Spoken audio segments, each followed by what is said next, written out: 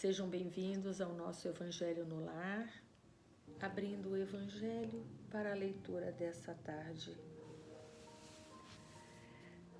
Caiu o capítulo 15, Fora da caridade não há salvação.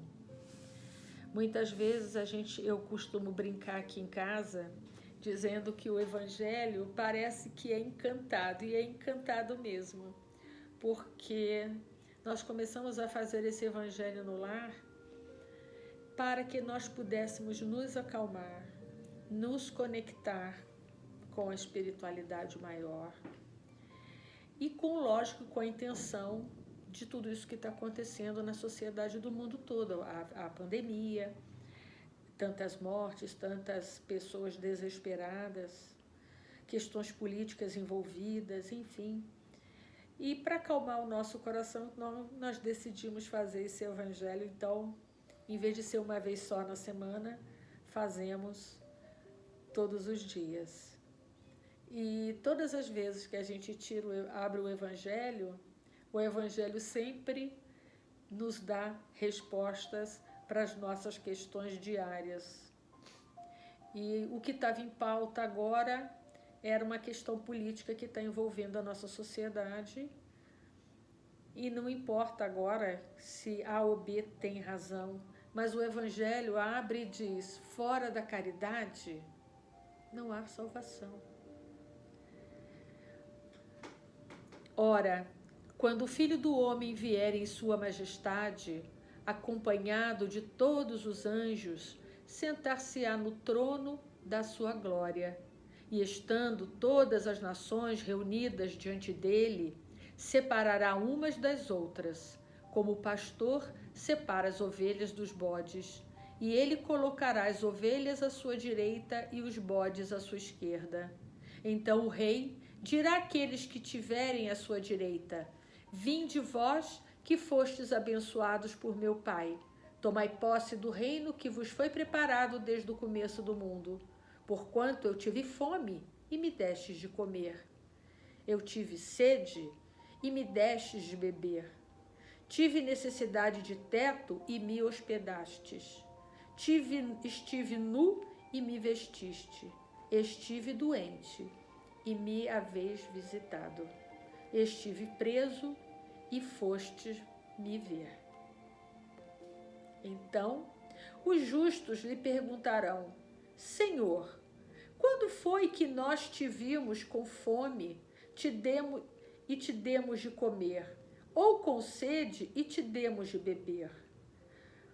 Quando foi que te vimos sem teto e te abrigamos, sem roupas e te vestimos, ou enfermo, ou no cárcere e te fomos visitar? E o rei lhes responderá: em verdade vos digo, todas as vezes que fizeste isso a um destes meus irmãos mais humildes, foi a mim que o fizestes. Em seguida ele dirá àqueles que estão à sua esquerda: afastai-vos de mim, malditos, ide para o fogo eterno que foi preparado para o diabo e seus anjos. Pois tive fome e não me destes de comer, tive sede e não me destes de beber, tive necessidade de abrigo e não me agasalhastes, estive sem roupas e não me vestistes, estive doente na prisão e não fostes me visitar. Então eles lhes responderão: Senhor, quando foi que nós te vimos com fome ou com sede, sem abrigo, sem roupas, doente ou na prisão, e deixamos de te assistir? E ele lhes dirá: em verdade vos digo, todas as vezes que deixaste de dar assistência a um desses mais humildes, foi a mim que deixaste de ajudar. E esses últimos irão para o suplício eterno, e os justos para a vida eterna. Mateus, capítulo 25, versículos de 31 a 46. Toda a moral de Jesus se resume na caridade e na humildade, isto é, nas duas virtudes contrárias ao egoísmo e ao orgulho. Em todos os seus ensinamentos, ele coloca essas virtudes como sendo o caminho da eterna felicidade. Bem-aventurados, disse ele, aos pobres de espírito, ou seja, aos humildes, porque deles é o reino dos céus. Bem-aventurados os que têm o coração puro, bem-aventurados os que são brandos e pacíficos, bem-aventurados os que são misericordiosos. Amai o vosso próximo como a vós mesmos. Fazei aos outros o que desejais que os outros vos façam. Amai vossos inimigos. Perdoai as ofensas, se quereis ser perdoado. Fazei o bem sem ostentação. Julgai primeiro a vós, antes de julgardes os outros. Humildade e caridade.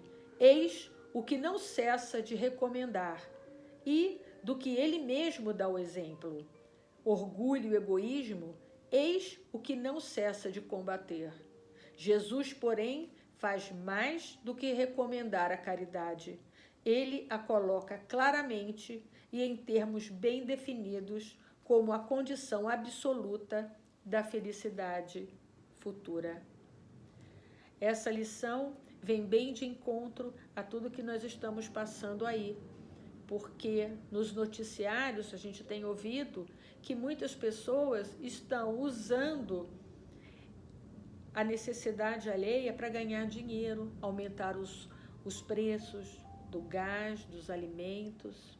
Em contrapartida, vemos países que tinham até uma certa característica muito austera, abrindo as fronteiras, como a Alemanha, e recebendo criaturas que certamente morreriam na Itália e na Espanha, porque como o sistema de saúde entrou em colapso, eles não têm mais leitos com UTI e respirador para que essas pessoas pudessem sobreviver. Então a Alemanha, num gesto fraterno, abre as suas fronteiras e recebe essas criaturas para cuidar delas lá no território alemão. Então vejam que, por um lado, recebemos tantos exemplos de caridade e fraternidade, e aqui no nosso país, muitas vezes a gente está vendo justamente o contrário.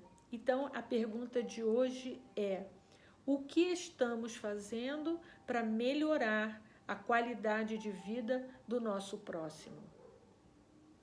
É para pensar, né?